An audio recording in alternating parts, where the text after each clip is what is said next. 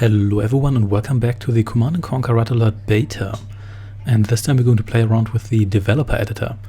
This is not the map editor that comes with the commercial version of Red Alert. This is the internal editor that the developers use to create all the missions. It has all the triggers, you can edit all the maps, you can pretty much do everything that the developers could as far as I know. Now before we start, if you're interested in trying this yourself, the way you launch the editor, which is done via a shortcut, and all the commands and debug keys and stuff, you can find those in the version differences document that the other guys and me created, and I'm going to link to that in the description. So if you're interested in playing around with the editor yourself, you can find all the instructions there. So this is the first Allied map. That is the map that gets loaded by default because it's the first map of the game. You can also hop around.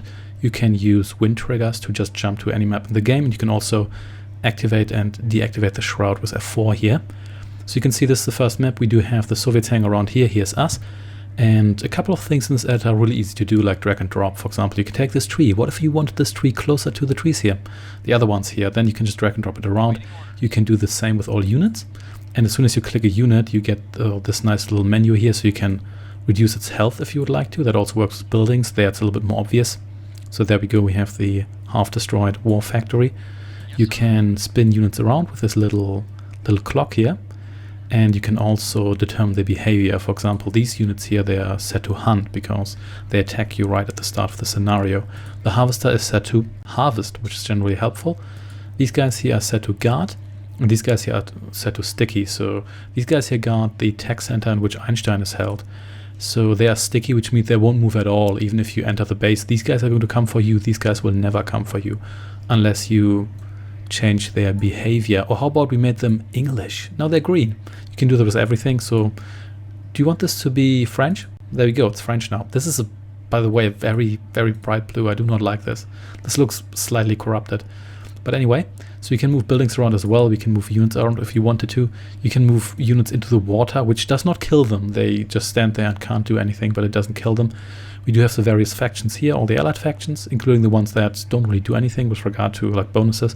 We have good guy and bad guy. That's from the first Command & Conquer. So is the Tiberium here. And we also have neutral and special. Here are various triggers, units that will roll in. Here is the evacuation point.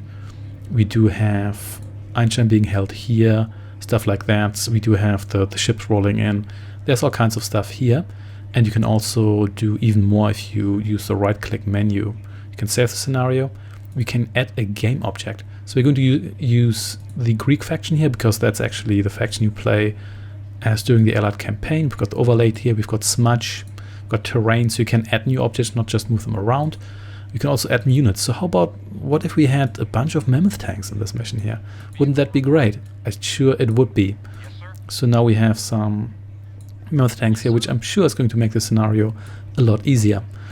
Then we can also add more objects. You can just flip through here. You can add anything to any faction. You don't need to stick to what that faction actually has. So you can have these allied mammoth tanks if you really want to.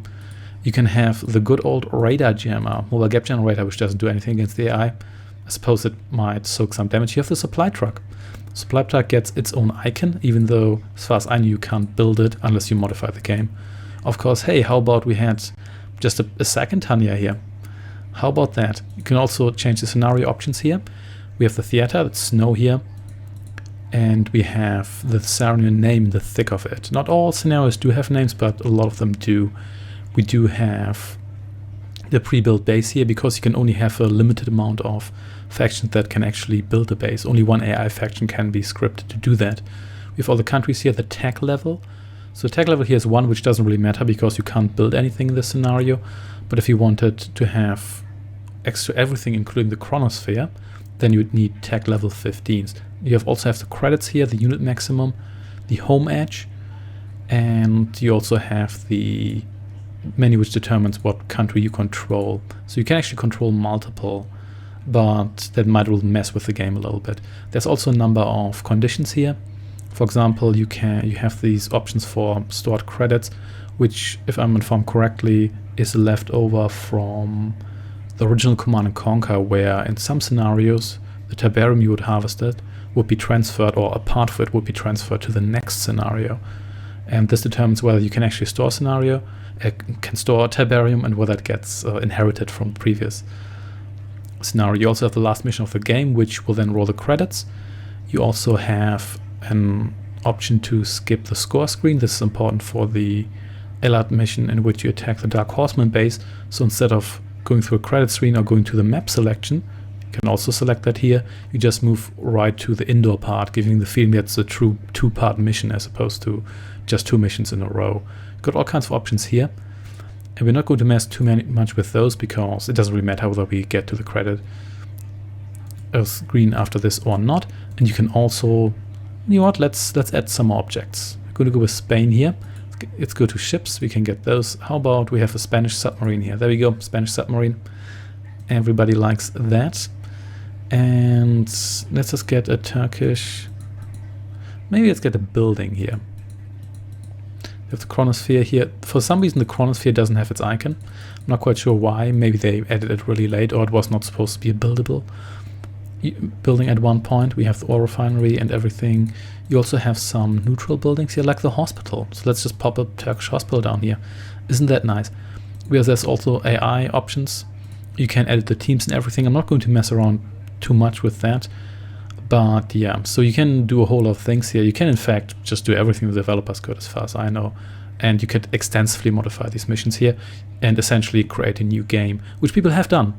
There are some mods that utilize the existing campaign structure but give you all new missions or heavily modified missions.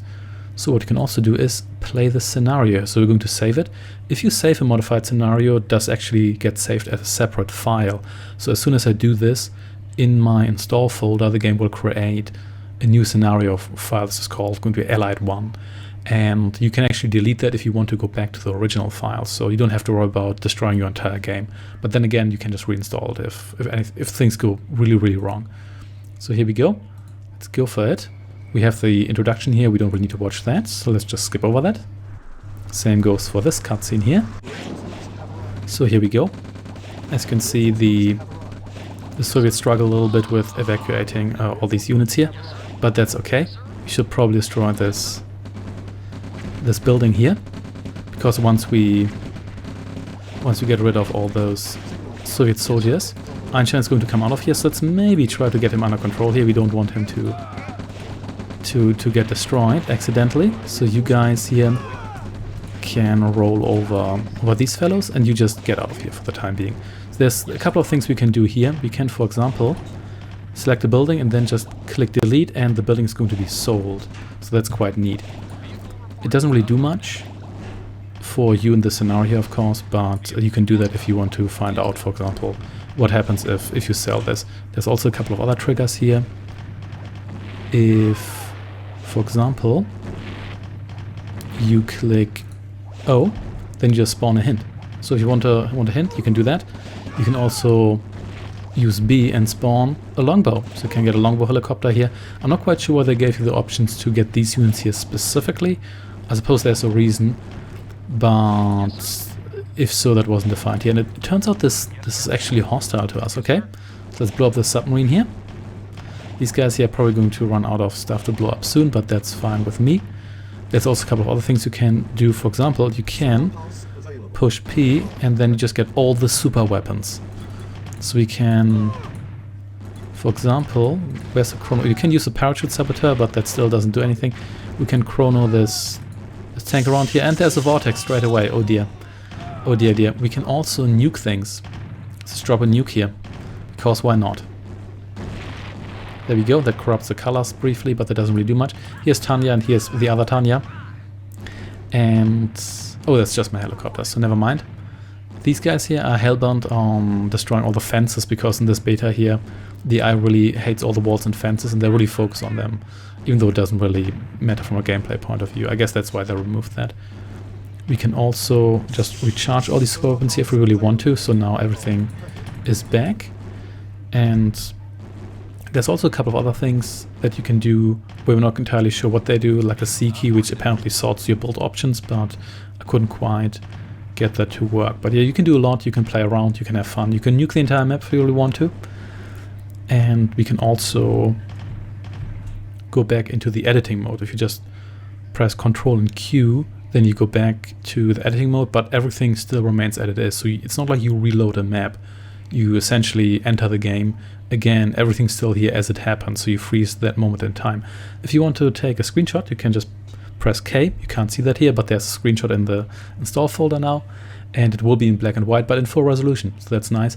I guess it was useful in days past where taking screenshots wasn't as trivial as it is today, so if you develop this and you want to show your colleagues something, or maybe you want to take screenshots for promotional purposes, then you can do that with an easy key here, which wasn't as trivial as it is today. You can also do a couple of other things. Let's just switch back to the game. If you press Control and M, you just get a bunch of credits. That's nice too. So if you test a map and you run out of money, you can just give yourself some money. You can see a lot of these things are just conveniences for testers and developers, so you don't need to worry about replaying an entire scenario just because you forgot, oh, I want to try out what happens if I build this. And you can just get yourself some money there. And you don't even have to put Tiberium or ore down to harvest it. You can just get yourself some money. So yeah, there's a lot of things you can do here, and you can switch to this at any time, provided you initially load the game in this editor mode here. So you can give yourself anything, you can play around, you can check triggers, whether they work, you can see how certain things interact. There's also a couple of other things you can do, so let's just switch back to this mode here. So you can use the cell debug mode we have here. There's also another one that is F7 that will allow you to see a unit's site radius and attack radius, and that's quite useful if you have something like a Tesla coil here. For example, the Tesla coil we had originally here, you could check whether it can reach a unit that crawls through here, which can be important if you want to make sure that Tanya can infiltrate this complex here without getting zapped immediately, and so you don't have to count tiles manually, so that's quite useful as well. And you can also check where you can actually walk on the map. Nope, that was the wrong key. Let's just see whether I can find this. Nope, that's still the wrong key. So there is, yeah, this one here, F6. So F6 allows you to see where you can actually walk, at least as a land unit. And again, it's a little bit of a convenience. You can see, oh, can a unit walk all the way up to this beach here, or is that blocked? No, it's not. It's green, so you can see that's transversable for land units. Yeah, a lot of conveniences here, and it goes way beyond what the editor that came for the commercial version can do, because that one, in case you have never tried it, it can only build the basic maps with the basic features. It can't place any units, no triggers. It's essentially just for creating multiplayer maps. You can use those maps as a basis to use with other editors. There are some user-made editors to make new maps and missions, but this one here is the one that essentially gives you the full package, and that was the one the developers used. And it's quite nice to see how everything was like set up while the game was still in development. And yeah, as I said before, if you want to try this yourself, instructions will be in the description, or rather in a document linked in the description. Yeah, it's quite fun to play around with. I'm not quite sure whether I'm going to like create anything fancy with this, but certainly fun to just mess around a little bit, change units' health because you can. By the way, you can't kill them that way, you can only reduce them to 1 hit point, and do all kinds of other fancy things. So thanks for watching. I shall see you next time. Take care and goodbye.